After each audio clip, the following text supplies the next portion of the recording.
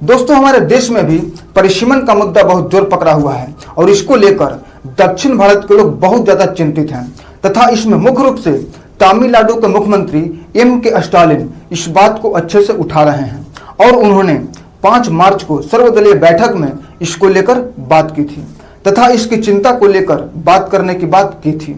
अब दोस्तों हम लोग जान लेते हैं, समझ लेते हैं कि परिसीमन क्या होता है। तो देखिए दोस्तों, परिसीमन का मतलब ये होता है कि हर एक निश्चित समय के बाद ये देखना कि पूरे देश के अलग अलग लोगों की जनसंख्या के हिसाब से उनके प्रतिनिधि है या नहीं।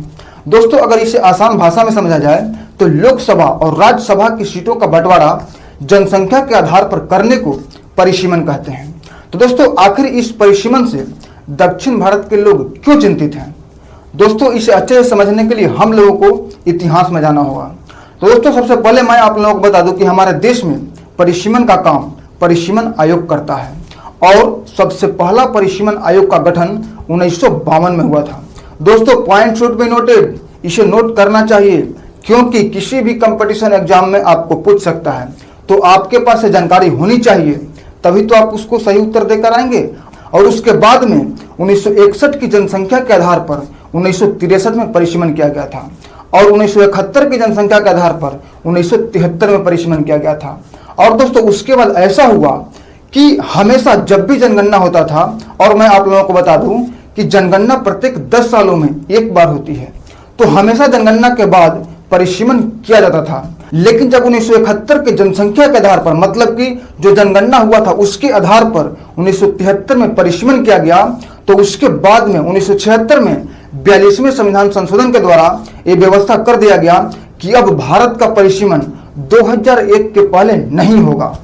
तो दोस्तों, इसीलिए 1981 के जनगणना के बाद और 1991 के जनगणना के बाद परिसीमन नहीं किया गया। दोस्तों, कई लोग आपको ये बात बताएंगे कि हर बार जनगणना के बाद परिसीमन किया जाता था, किंतु 1981 और 1991 के जनगणना के बाद परिसीमन नहीं किया जाता। दोस्तों, बहुत से लोग आपको कारण नहीं बताएंगे कि क्यों नहीं किया जाता। दोस्तों, मैं आप लोगों को कारण बता रहा हूं, इसे आप नोट कीजिए कि 1973 के बाद में 1976 में 42वां संविधान संशोधन के द्वारा यह तय कर दिया गया कि भारत का परिसीमन 2001 के पहले नहीं होगा। और दोस्तों, जैसे ही 2001 आया तो 2003 में परिसीमन किया ही जाता कि 84वां संविधान संशोधन 2002 के तहत यह व्यवस्था कर दिया गया कि भारत का परिसीमन 2026 के पहले नहीं होगा।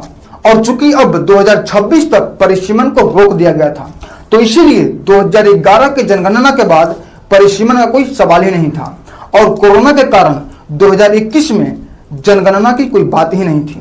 मतलब कि दोस्तों, 2026 के पहले तक और 2002 के बाद से जनगणना के बाद परिसीमन का कोई सवाल ही नहीं था।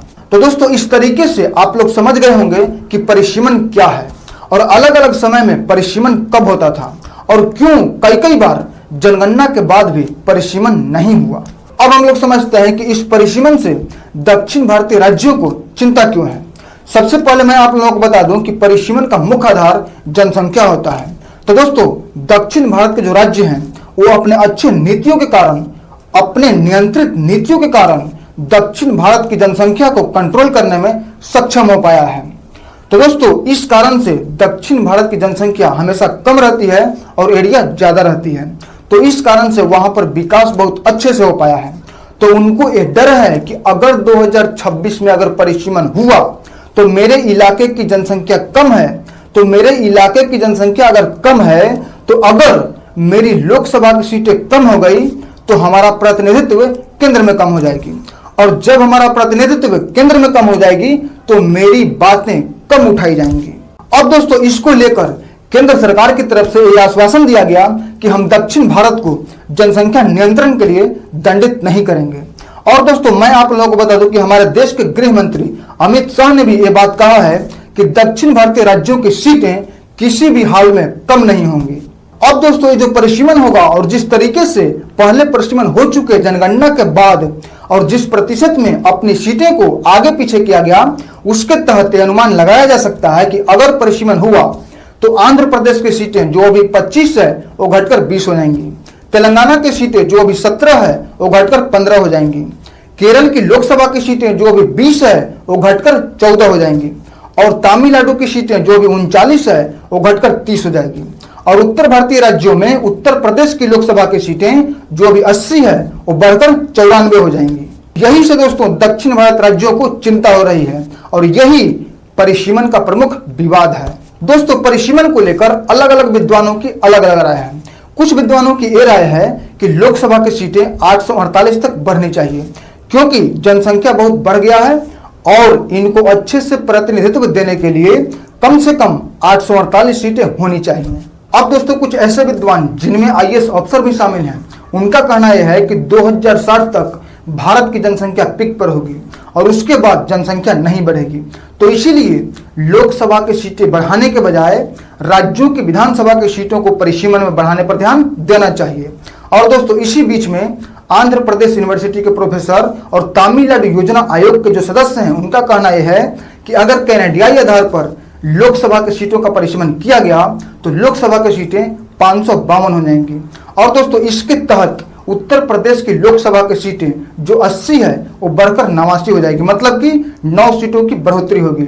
और तमिलनाडु की सीटें जो 39 है वो 39 की 39 ही रहेगी।